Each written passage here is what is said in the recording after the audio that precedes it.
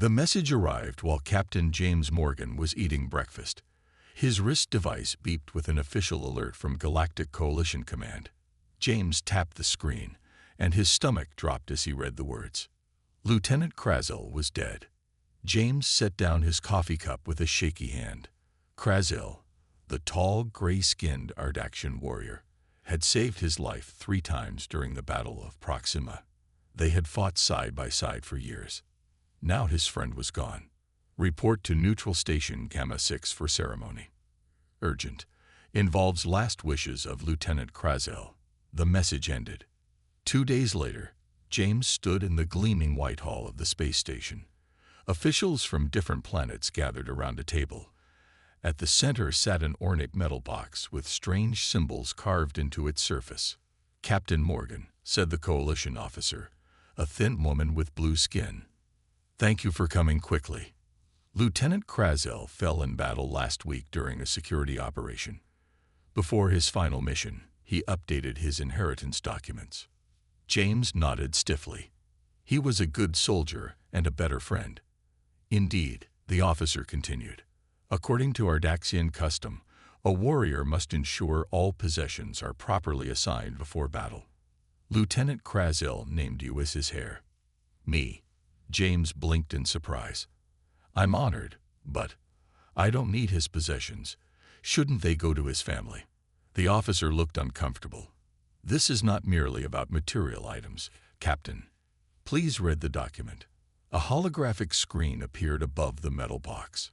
Strange alien writing shifted into English. James began to read, then stopped suddenly. He looked up in shock. This can't be right, he said. It is correct, said a new voice. From the shadows stepped a tall female Ardaxian. Her skin was silver rather than gray, with faint patterns that seemed to shimmer in the light. Her eyes were large and iridescent, showing no emotion. I am T. Lara, she said, bondmate of Lieutenant Krazel. According to our laws, I now belong to you. James stepped back. Wait, what? That's not. Humans don't. I can't own a person. The Coalition officer raised her hands. Please understand, Captain. In Ardaxian culture, a warrior's bondmate transfers to his closest battle brother upon death. This is not slavery as humans understand it. It is a sacred obligation. This is crazy, James protested. Tilara, surely you don't want this either. The Ardaxian female stood perfectly still. My wishes are irrelevant. The bond transfer is necessary. Another official, an elder Ardaxian with battle scars across his face, stepped forward. Captain Morgan, to reject this inheritance would bring great dishonor to Krazel's memory. It could also create a serious diplomatic incident between humans and Ardaxians. James looked around the room, then at Tilara. Her face remained calm, but something in her eyes seemed to flicker. What happens to her if I refuse? He asked quietly. The elder Ardaxian's expression darkened. Dishonor. Exile. Perhaps worse. James ran a hand through his short brown hair. He thought of Krazel, of the blood they had shed together, of promises made in the heat of battle. Fine, he said finally. I accept the inheritance, but only to honor Krazel. And I want it clear that on Earth, T. Lara will be treated as a guest, not as property. The officials nodded in agreement. Papers were signed, and the ceremony ended quickly. As James led T. Lara to his small ship in the docking bay, neither of them spoke.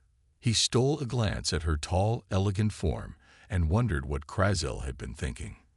I'm sorry about this, he said as they boarded. I'll do my best to make this work somehow. Tilara simply nodded as she took a seat. As will I, Captain Morgan. The ship's doors closed, sealing them together in an impossible situation neither of them had chosen. James's apartment in New Seattle was not made for an Ardaxian. Tilara had to duck to enter the doorway, and she looked at the modest living space with curious eyes. This is where you live? She asked, her voice calm but tinged with surprise. Yes, James said, dropping his bag on the floor. It's not much, but it's home. He watched as Tilara examined the small kitchen, running her silver fingers over the countertop. Ardaxians were known for their grand living spaces and advanced technology. His simple apartment must seem primitive to her. "I'll take the couch," James said quickly. "You can have the bedroom." Tilara turned to him. "That is not necessary. In Ardaxian culture, bondmates share." "We're not bondmates," James cut in. "Not in the human way. I know this situation is difficult, but we need to respect each other's customs." Tilara nodded stiffly. "As you wish." Later that evening, James's comm device buzzed. It was his friend and fellow soldier, Mike. "Is it true?" Mike's excited face filled the screen. "You inherited an Ardaxian wife. The whole base is talking about it." James grimaced. "It's complicated. She was Krazel's wife. I'm just honoring his last wishes." "Dude, Ardaxian females are rare. They never leave their homeworld unless it's for something important. What's she like?" James glanced toward the bathroom where Tilara was showering. "She's adjusting. Look, I'll call you later." When Tilara emerged wearing Earth clothes that James had purchased at the space station, she looked different. The simple blue shirt and black pants made her seem less alien somehow. "Is this acceptable?" she asked. "Yes, you look fine," James replied, suddenly uncomfortable. They sat at the small kitchen table, eating a simple meal of pasta that James had prepared. Tilara used the fork awkwardly but said nothing. "Tomorrow I need to report to my commanding officer," James said. "I'm trying to arrange separate quarters for you on the base." Tilara set down her fork. "That will not be possible." "What do you mean?" "There is something you must know." She hesitated.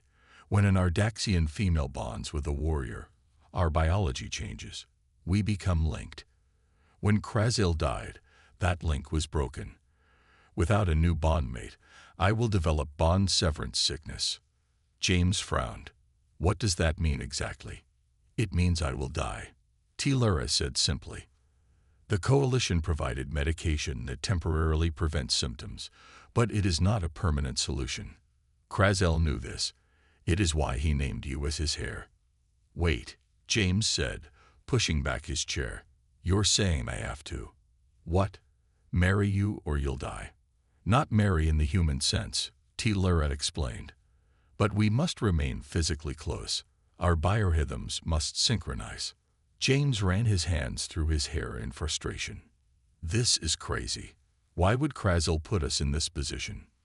"Because he trusted you," Tilara said quietly. "And because Ardaxian females are valuable to our species. We are rare. Our population is declining. Krazel would not let me die if he could prevent it." James looked at Tilara more carefully. Behind her calm exterior, he saw fear in her iridescent eyes. "How long do we have?" he asked. "Before the medication stops working." "Perhaps 2 Earth weeks," she replied. "After that, symptoms will begin." James sighed deeply. He had promised to honor Krazel's wishes, but he hadn't understood what that truly meant. Now the life of this Ardaxian woman was literally in his hands. "We'll figure this out," he said finally. "I won't let you die. I owe Krazel that much." Tilara nodded, relief briefly crossing her features before her face returned to its usual composed state. "Thank you, Captain Morgan." "James," he corrected. "If we're going to be. Whatever this is, you should call me James." Outside the window, the lights of New Seattle glimmered against the night sky, while inside, 2 beings from different worlds faced a future neither had imagined. 1 week after Tilara moved in, James noticed the changes. She grew paler, her silver skin dulling to gray. Sometimes her hands shook as she took her medication. "The pills aren't working anymore, are they?" James asked one morning. Tilara looked up from the science book she was reading. "No, they are becoming less effective." James had taken emergency leave from his military duties to stay with her. His commanding officer hadn't been happy, but James couldn't explain the real reason: that a woman he barely knew would die if he left. That night, as rain hit the windows of the apartment, James couldn't sleep. Images of the past filled his mind. 3 years ago. The Battle of Proxima *. Smoke filled the air as James crawled through the dirt. His leg was bleeding badly. Enemy fire flew overhead. He knew he wouldn't make it back to the human lines. Then a large gray hand grabbed his shoulder. Krasil, the Ardaxian warrior, pulled him behind a fallen wall. "Stay still, human," Krasil said, applying medicine to James's wound. "I will get you to safety." "Why?" James asked through gritted teeth. Krasil's alien face showed no emotion, but his eyes were kind. "Because we fight together. We survive together." The memory faded as James heard a noise from the kitchen. He found Tilara standing at the window, staring outside. "Someone is watching the apartment," she said quietly. James looked out but saw only shadows. "How do you know?" "Ardaxians have better night vision than humans." She turned to face him. "There is something I must tell you about Krasil's death." She sat at the kitchen table, her movements careful and slow. "My husband did not die in a random battle as reported. He was killed." "Killed? You mean murdered?" James felt cold anger rising inside him. Tilara nodded. "Krasil discovered something dangerous. Corrupt officials in the coalition were selling illegal weapons to terrorists. When he gathered evidence, they arranged his death." James stared at her. "Why didn't you tell me this before?" "I needed to be sure I could trust you," she said. "The inheritance was not just about saving my life. It was Krasil's way of protecting me and passing on the evidence." "What evidence?" Tilara walked to the metal box from the ceremony, which sat in the corner of the living room. She pressed her palm against the strange symbols, and a hidden compartment opened. Inside was a small crystal device. "This contains all the data Krasil collected. Names, dates, locations, everything needed to expose the conspiracy." Her voice trembled slightly. "They will kill to get this back." Suddenly, the lights in the apartment went out. James moved quickly to the window. 3 dark figures were crossing the street toward the building. "We need to go now," he said, grabbing his gun from a locked drawer. A loud crash came from the front door as someone tried to break it down. James pushed Tilara toward the bedroom. "There's a fire escape through that window." The door splintered open. 3 masked figures rushed in, weapons raised. James fired twice, hitting one attacker in the shoulder. To his surprise, Tilara grabbed a kitchen knife and moved with unexpected speed, despite her weakened state. She slashed at the second attacker, forcing him back. "Go!" James shouted, firing again to cover their retreat. They scrambled out the bedroom window onto the metal fire escape. Rain soaked them as they climbed down to the alley below. Tilara stumbled, her strength failing. James caught her before she fell. "Stay with me," he said, supporting her weight. "The crystal," she gasped. "Did you get it?" James patted his pocket where he had stuffed the small device. "Got it. Now we run." As they disappeared into the rainy night, James realized that honoring Krasil's memory had just become much more dangerous, and much more important than he ever imagined. The old truck bounced along the dusty road. James drove while Tilara slumped in the passenger seat, her breathing shallow. They had been traveling for 16 hours, stopping only for fuel and medicine. "We're almost there," James said, glancing at her with worry. Tilara nodded weakly. The bond severance sickness was getting worse. The Arizona desert stretched in all directions as James turned onto a dirt path barely visible among the rocks and cacti. After another mile, a small house appeared, built partly into the side of a hill. "Who lives here?" Tilara asked. "Catalina Rodriguez, former Special Ops. She served with me and Krasil during the Mars conflict." A tall woman with short gray hair and dark skin waited on the porch, a shotgun resting casually in her arms. She watched as James helped Tilara from the truck. "When you said you needed a place to hide, I didn't expect you to bring an Ardaxian," Catalina said, looking Tilara up and down. It's a long story, James replied. She needs medical help. Catalina's stern face softened. Bring her inside. Inside the cool house, Catalina examined T. Laura, while James explained their situation. Bond severance sickness, Catalina muttered. I've heard about this. The Ardaxians keep it quiet, but I treated a female once during the war. Can you help her? James asked. Maybe. Catalina prepared an injection. This might buy you some time, but there's only one real cure. James looked away. The bonding. Later, as T. Lara rested, James set up Krazel's crystal device on Catalina's computer. Strange symbols filled the screen. I can't read this, he said in frustration.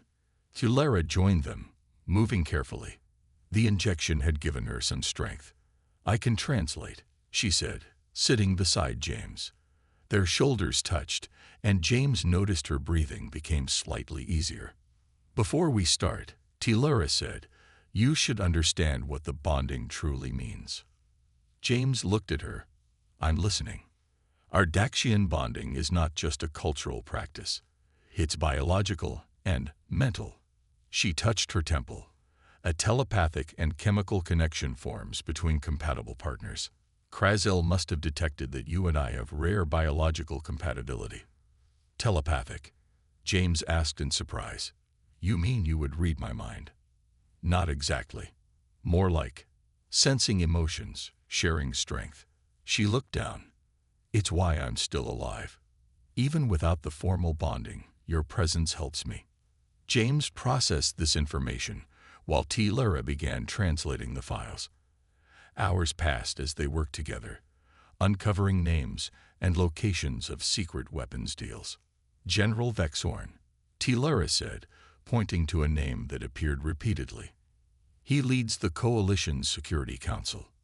I know him, James said grimly. He visited Earth last year, claimed to be strengthening human coalition relations. Catalina, who had been monitoring communications, burst into the room. Coalition ships just entered Earth orbit. Official reason is a diplomatic mission, but there are way too many for that. James looked at the ship identification on Catalina's screen. That's Vexorn's flagship. They tracked us here, T. Lara said, her voice weak but determined. James stood up, his mind racing. Most humans would keep running or surrender. But James had another idea. We're not hiding anymore, he announced. We're going to gather more evidence and expose the whole conspiracy. T. Lara stared at him. That's suicide. That's human thinking, Catalina said with a grim smile. T. Lara looked confused. I don't understand. The logical response is to flee. James knelt beside her chair. Humans don't always do the logical thing. Sometimes we fight even when we can't win. It's what Krazel learned from us. Something flickered in T. Lara's eyes, a new understanding of the strange species she was now bound to. There's one way we could improve our chances, she said slowly. We could perform the first stage of the bonding ritual. It would strengthen me and give you access to certain Ardaxian abilities. Is it dangerous? James asked. T. Lara met his gaze steadily. Yes, for both of us.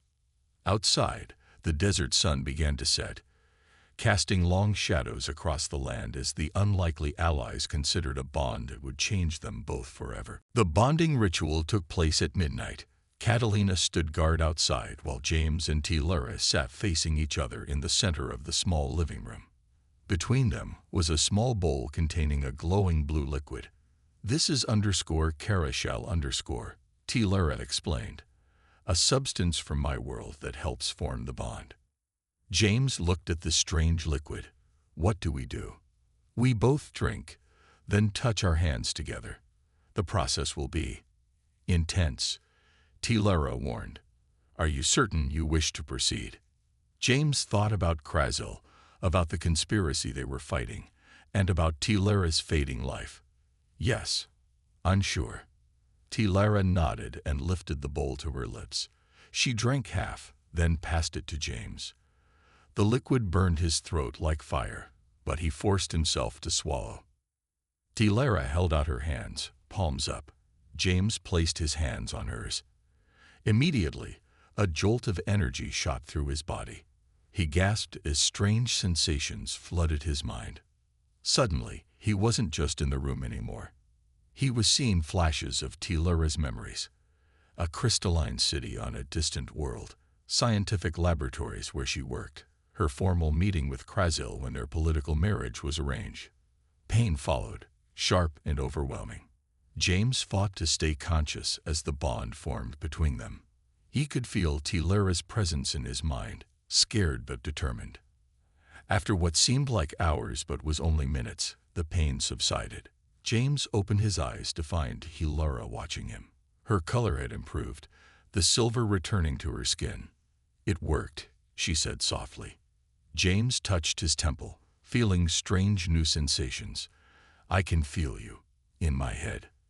"And I you," Tillera replied. "The bond is forming." Over the next day, James discovered he could sense Tillera's emotions. Sometimes, when they were close, he could see through her eyes, seeing the world with the sharper vision of an Ardaxian. As they continued translating the data from Krasil's crystal, James learned more through their connection. "Your species is dying," he said suddenly, understanding coming through the bond. Tillera looked up in surprise. "Yes. How did you know?" "I saw it, through your memories. The genetic problems, the declining births." He paused. "That's what this conspiracy is about, isn't it? They're exploiting your species' weakness." Tillera nodded slowly. "I was one of our leading geneticists, working on a solution. General Vexorn offered to help, but he was actually stealing our research. We believe he plans to let Ardaxians die out while taking our technology. And humans would be next," James realized. That's why Krasil got involved. Through their strengthening bond, James experienced Tillera's memories of Ardaxian society, proud, ancient, but rigid and struggling. He felt her fear for her people's future. In turn, Tillera experienced flashes of human emotions she had never understood: hope against impossible odds, the willingness to sacrifice for others, the strange human ability to change and adapt. Catalina entered the room with fresh supplies. "Coalition forces are scanning the area. We need to move soon." James looked at the data they had gathered. "We need more evidence. The files mention a secret laboratory on Earth's moon. That's where they're developing the weapons." "Going there would be extremely dangerous," Tillera said, but James could feel that she wasn't arguing against it. "You're starting to think like a human," he said with a small smile. "And you are developing Ardaxian traits," she replied. "Your thought patterns are becoming more structured. Your senses are sharper." James stood up, feeling new strength flowing through him. "We need to be ready to move tomorrow." That night, as Tillera slept, James felt her dreams through their bond. Dreams of her homeworld and its uncertain future. He realized the inheritance Krasil had given him was more than a responsibility. It was a chance to save not just one life, but possibly 2 entire species. "I won't let you down," he whispered, both to his fallen friend and to the silver-skinned woman who was now connected to his very thoughts. The small transport ship docked quietly at the edge of the lunar base. James checked the fake identification cards Catalina had provided before they left Earth. He and Tillera were disguised as maintenance workers. "Remember the plan," James whispered. "We get in, find the laboratory, collect evidence, and get out." Tillera nodded. Her silver skin was now hidden under a layer of human-colored makeup, and a cap covered her distinctive head shape. "I can sense many minds inside. Most are human workers who don't know what's really happening here." The bond between them had grown stronger over the past 2 days. James could now feel Tillera's presence in his mind like a cool, clear stream. Sometimes he could even see through her eyes, which was useful for their mission. They passed through the first security checkpoint without problems. The Coalition used many human workers for basic tasks, and no one looked twice at another repair team. "The laboratory should be on the lower level," Tillera said through their mental link. Speaking aloud would reveal her as Ardaxian immediately. James led the way, using his military training to move confidently through the corridors. When they reached a restricted door, Lara placed her hand on the scanner. Thanks to her scientific background, she could manipulate the security system. The door slid open, revealing a long white hallway. They moved quickly, checking each room until they found what they were looking for. By the stars, Lara whispered, forgetting to use their mental link. The laboratory was massive. Glass tanks lined the walls, filled with strange floating shapes. James moved closer and felt sick. Inside were hybrid creatures, part Ardaxian, part human. They're combining our DNA, Lara said, her voice shaking, without permission from either species. James began taking pictures with a hidden camera, while Lara accessed a computer terminal. These aren't just weapons, she said as data scrolled on the screen. They're trying to create biological controls for both our species, creatures that can release chemicals to make populations obedient. James felt her horror through their bond. We need to download everything.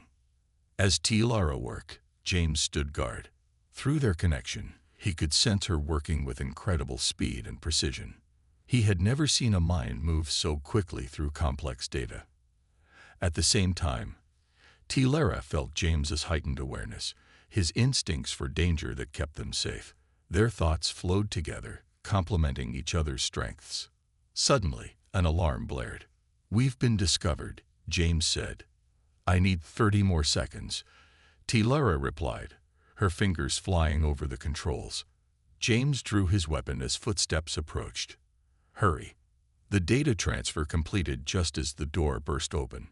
5 elite guards from General Vexorn's personal security force rushed in, weapons raised. "Surrender," the leader shouted. James and Lara looked at each other. Through their bond, they formed a plan without speaking a word.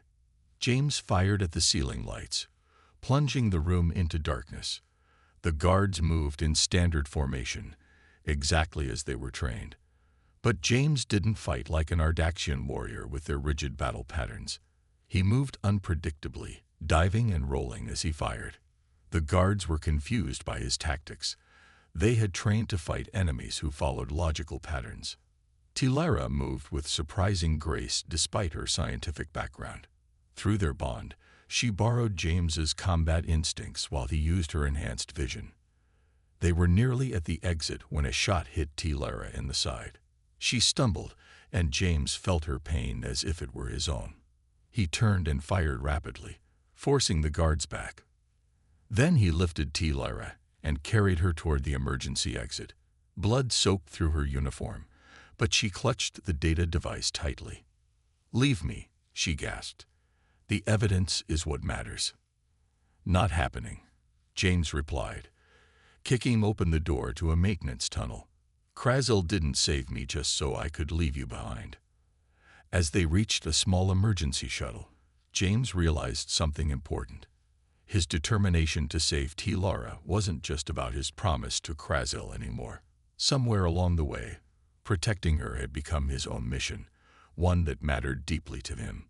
With Lara growing weaker in his arms, James launched the shuttle into the darkness of space, hoping they could reach safety before it was too late. The small shuttle shook as it pushed through space. James worked frantically at the controls while keeping one eye on Lara. She lay on the floor, her silver skin pale, and her breathing shallow. "Stay with me," James said, applying pressure to her wound. He could feel her pain through their bond, and it frightened him. Lara opened her eyes. "The Ardaxian fleet. We must reach them." "Coalition ships are everywhere," James replied. "We'll never make it through their blockade." Lara struggled to sit up. "There is a way. I know the emergency frequencies. We can contact the Ardaxian High Command directly." James hesitated. Relations between humans and Ardaxians were managed through the coalition. Direct contact was forbidden. But Lara was dying, and they had evidence that could save both their species. "Do it," he said. Lara's fingers trembled as she adjusted the communication system. She spoke in the musical Ardaxian language, her voice growing stronger with urgency. Within minutes, a massive ship appeared on their scanner, the flagship of the Ardaxian fleet. It opened a docking bay, and their small shuttle slipped inside. When the doors opened, they were surrounded by tall Ardaxian warriors with weapons raised. Tilara, bondmate of Lieutenant Krazel, announced an older Ardaxian with ceremonial armor. "You have violated our laws by contacting us directly." His eyes narrowed at James. "And you have brought a human into our midst." James helped Tilara stand. "My name is Captain James Morgan. I was Krazel's battle brother, and now Tilara's bondmate." "Lies!" the commander shouted. "You stole an Ardaxian female. The penalty is death." "Please," Tilara said weakly. "We have evidence. The Coalition is betraying both our worlds." 2 guards seized James while others took Tilara away for medical treatment. James was brought to a holding cell where he waited for hours, feeling Tilara's presence growing stronger as the ship's doctors healed her wounds. Finally, he was taken to a large chamber where the Ardaxian High Command had gathered. Tilara stood at the center, looking healthier but worried. "Show them," she said to James. James placed Krazel's data crystal on the table. "This contains evidence that General Vexorn and other Coalition officials have been working against both our species." The Ardaxian leaders activated the crystal.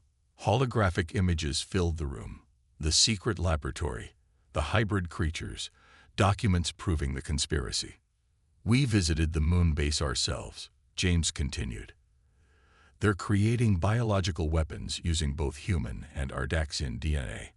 They plan to control our populations while stealing Ardaxian technology." "And why would they do this?" asked an elderly female Ardaxian, clearly the highest leader present. "Because they know your species is dying," James said bluntly. "They're waiting for you to become extinct." A shocked silence filled the room. "How do you know of our genetic crisis?" the leader demanded. "Our bond," Tilara explained. "He has seen my memories, my knowledge. We share thoughts now." The Ardaxian leaders whispered among themselves, clearly disturbed by this revelation. "We have one chance," James said, stepping forward. "Humans and Ardaxians must work together directly, without the Coalition. We have strengths your people lack, and you have knowledge we need." "This human speaks of alliance when we should seek vengeance," growled a younger commander. Tilara moved to James's side. "Captain Morgan showed me something Ardaxians have forgotten: forgiveness. We focus on honor and revenge, but humans understand that sometimes setting aside old hatreds creates new possibilities." She placed her hand on James's shoulder. "This human accepted a burden that was not his to bear. He risked his life to save mine and to bring you this truth. If our species cannot learn from each other, then perhaps we deserve extinction." The chamber fell silent. The elderly leader studied them both with ancient eyes. "Prepare a communication channel to Earth's leaders," she finally ordered, "and assemble our fleet. If what you say is true, we must act quickly before General Vexorn realizes what we know." As the Ardaxian ships prepared for battle, James felt something new through his bond with Tilara: hope, bright and powerful, for a future neither of them had imagined possible. 1 month later, James and Tilara stood before the Galactic Council. The great chamber was filled with representatives from all Coalition worlds. At the center sat the 7 High Counselors, looking grim. "Captain Morgan, Scientist Tilara," said the head counselor, a blue-skinned being from a distant world. "You have presented serious evidence against General Vexorn and others. They stand accused of conspiracy, illegal weapons development, and attempted genocide." General Vexorn sat at a side table, his face dark with anger. "The council will now vote on these charges," the head counselor continued. As the vote began, Vexorn suddenly leaped up. "This is a human trick," he shouted. He pulled out a hidden weapon and aimed it at Tilara. James moved without thinking. Through their bond, he had felt Tilara's flash of alarm before Vexorn even moved. James pushed her aside as the weapon fired. The chamber erupted in chaos. Vexorn's loyal guards attacked from hidden positions. James and T-Lara rolled behind a large column. Like old times, James grinned at T-Lara. She smiled back, a human expression she had learned from him. Like old times, they fought together as one being. Through their bond, they anticipated each other's moves perfectly. James's unpredictable human tactics matched with T-Lara's precise Ardaxian strength. Security forces joined them, and soon Vexorn and his people were captured. When order returned, the council completed its vote. The evidence was accepted. Vexorn was sentenced to life imprisonment, and the corrupt officials were removed from power. The head counselor approached James and T-Lara. "The council wishes to thank you both. Captain Morgan, we would like to offer you a position as special envoy to the Ardaxian people." James looked at T-Lara before answering. Through their bond, they shared their thoughts. "Thank you," James finally said, "but I must decline. T-Lara and I plan to return to Earth." 1 year later, James and T-Lara stood on the porch of their new home outside New Seattle. The house was built to accommodate both human and Ardaxian needs, with a laboratory attached where T-Lara continued her work. Inside, human and Ardaxian scientists worked together. After months of research, T-Lara had made a breakthrough. Using certain sequences from human DNA, she had developed a therapy that could save her species from extinction. "The first official Ardaxian delegation arrives tomorrow," James said, handing T-Lara a cup of tea, which she had grown to enjoy. "They will be surprised to see how much humans and Ardaxians can accomplish together," she replied. That evening, they performed a ceremony in their garden. It combined human wedding vows with the final stage of the Ardaxian bonding ritual. Catalina was there, along with James's military friends and several Ardaxian scientists who had joined T-Lara's research team. "When Krasil died and left me to you, I thought my life was over," T-Lara said softly, taking James's hands in hers. "I was just property being passed to a new owner. And I thought I was just fulfilling a duty to a fallen friend," James replied. "I never expected that we would find a new path together." T-Lara finished his thought, as she often did now through their bond. Later, as they watched the stars appear in the evening sky, T-Lara said, "Ardaxians believe that destiny cannot be changed, that we must follow the path laid before us without question." "And now?" James asked. "Now I understand what humans have always known, that sometimes the most unexpected paths lead to the best destinations." She looked at him. "Krasil gave you an inheritance, but he also gave me freedom I never knew was possible." James smiled and took her hand, feeling the warm glow of their bond between them. Two beings from different worlds, brought together by tragedy, now united in purpose and love. Above them, a shooting star crossed the sky, a bright promise of new beginnings for both their worlds.